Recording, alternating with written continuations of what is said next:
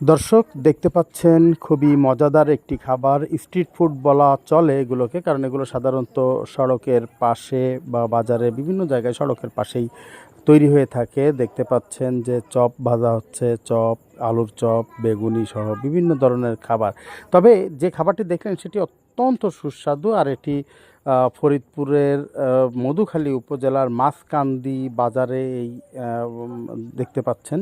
তো এবং সেখানে এই বাজারে কিন্তু বেশ কিছু দোকান আছে, বা বাজার যেহেতু বাজারের কিছু দোকান আছে, সবজির দোকান বা সবজির দোকানে সব ধরনের সবজি এখানে পাওয়া যায়। এখানে মজার ব্যাপার হচ্ছে যে এই সবজিগুলোর অধিকাংশই স্থানীয়ভাবে উৎপাদিত। তো ছোট এই বাজারটিতে অনেকেই কিন্তু আসেন, কেনাকাটা করেন, এবং ছোট্ট এই বাজারটিতে যে সবজিগুলো বিক্রি হয়, আগেই বলেছি যে এগুলো আসলে স্থানীয়ভাবে উৎপাদিত অধিকাংশ, যে কারণে এগুলোতে ফরমালিন সহ কোনো ধরনের ক্ষতিকর পদার্থ থাকে না বললেই চলে। তবে কিছু আছে যেগুলো বাইরে থেকে এনে বিক্রি করা হয়, সেগুলোতে এই নিয়ে কোনো গ্যারান্টি আসলে দেওয়ার সুযোগ নাই। এবার দেখুন, চলুন দেখাই যে এখানে পাশাপাশি কিন্তু বেশ কয়েকটি মাছের দোকান রয়েছে, মাছ বাজার। যদিও ছোট, স্বল্প পরিসর হলেও কিছু মাছ কিন্তু এখানে বিক্রি হয়ে থাকে।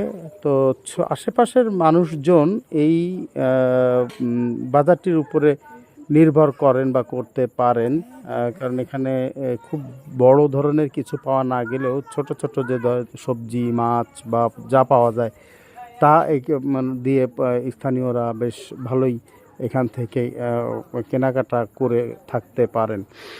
এবং এর আগে আপনাদেরকে যে খাবারটি দেখিয়েছি, যে ভাজা পোড়া বা মুখরোচক যে খাবারগুলো, সেই খাবারগুলোর কিন্তু একটু বেশ পরিচিতি রয়েছে, বৈশিষ্ট্য রয়েছে, যে এটা খাওয়ার জন্যও কিন্তু অনেকে এখানে আসেন, কারণ এখানকার চপ বা সিঙ্গারা যেগুলো, এগুলো খুবই সুস্বাদু এবং ভালো স্বাদের হয়ে থাকে।